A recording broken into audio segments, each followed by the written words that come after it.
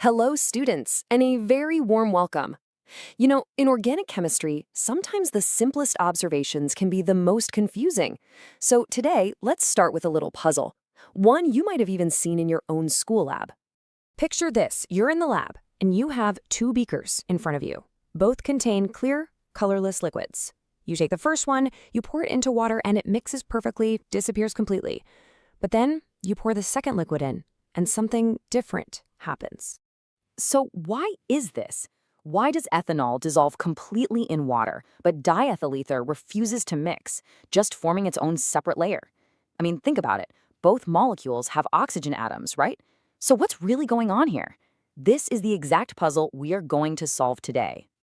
Now, the answer to this is not some complicated rule that you need to memorize. No, the secret is actually much simpler.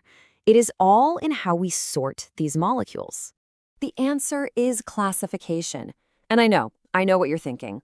Classification? Sir, that sounds so boring. But wait. In chemistry, classification is not just about putting things into different boxes for filing. It's actually a very powerful predictive tool. Once you learn how to classify a molecule, you can predict its behavior, its properties, and how it will react. It really saves you from a lot of confusion and rote memorization. So what is this classification based on? It's surprisingly simple. The most crucial point is this. It all comes down to the oxygen atom's immediate neighborhood. We just have to ask one simple question. What is the oxygen atom bonded to? Now, this is a point where many students get confused. You see the OH group, and you immediately think it's an alcohol. But hold on, look closely. In an alcohol, the OH group is bonded to a simple, saturated carbon, an sp3 hybridized carbon. But in a phenol, that same OH group is bonded directly to a special aromatic carbon inside a benzene ring, an sp2 carbon.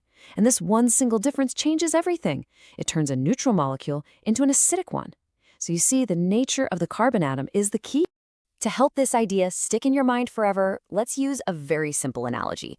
Just think of the oxygen atom as a person and its bonding environment as its workplace. This will help you remember the three main classes very easily. So if our oxygen person works in a normal office attached to a saturated carbon, that's an alcohol. It's quite reactive. If this person is in a special, high-energy office attached to a benzene ring, that's a phenol, which gives it special acidic properties. And if our oxygen person is like a bridge between two offices, sandwiched between two carbons, that's an ether, protected and quite unreactive. Now, why does this concept even exist? Well, it was developed to solve a very big problem, how to predict the behavior of a compound. Without it, every new structure would be a complete mystery. With classification, you see a structure, you identify it as, say, an alcohol, and instantly you know so much about it, that it can be oxidized, that it can form hydrogen bonds. It really brings a sense of order to the chaos of organic chemistry. Okay, now let's take that analogy and turn it into a solid mental image you can actually use in your exams. I want you to picture three transparent spheres, and each one reveals the personality of the oxygen atom inside. First up, the alcohol sphere. It's a simple, clear sphere. Inside, you can see the oxygen atom is bonded to a small bead which represents a saturated carbon. Notice how the oxygen's lone pairs of electrons are pointing outwards, almost like open arms ready to form hydrogen bonds. It's available and it's reactive. Next, we have the phenol sphere. This one has a faint purple glow. Now, why is it glowing? Because the oxygen atom is bonded to a carbon that is part of an aromatic ring. This special environment pulls the electrons into the ring. That's what the glow represents, what we call electron delocalization, and this makes the molecule acidic. It's a special case with special properties. And finally, we have the ether sphere.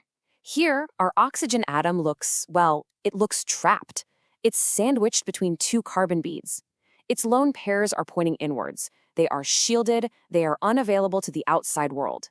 This makes the ether inactive and unreactive, which perfectly illustrates its chemical nature. So, we have the core idea, we have our analogy, and we have a clear mental picture. Now, let's put it all together.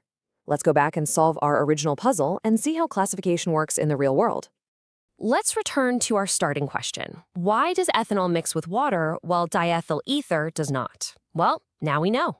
Ethanol is classified as an alcohol. It has that free OH group, remember our reactive sphere? This allows it to form strong hydrogen bonds with water molecules, and that's why it mixes so perfectly. Diethyl ether, on the other hand, is an ether. It is our trapped sphere. Its oxygen is sandwiched between two carbons. It has no available hydrogen to donate for hydrogen bonding with water, and that is exactly why it does not mix. See? It's simple once you understand the classification.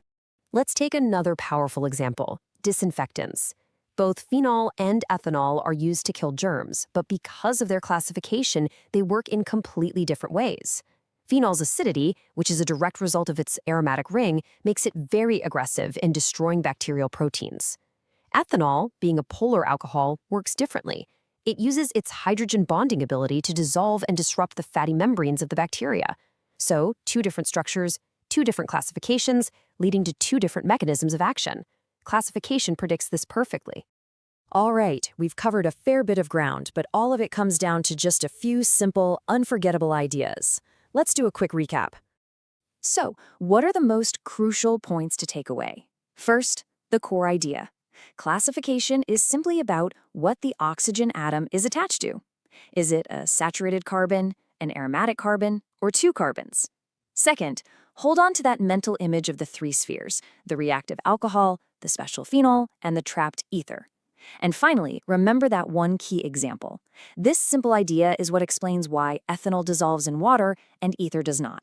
And that's really it. If you can just remember that one core idea, that one mental picture, and that one key example, I promise you, this topic will feel so much lighter and much more logical. Thank you for joining me today.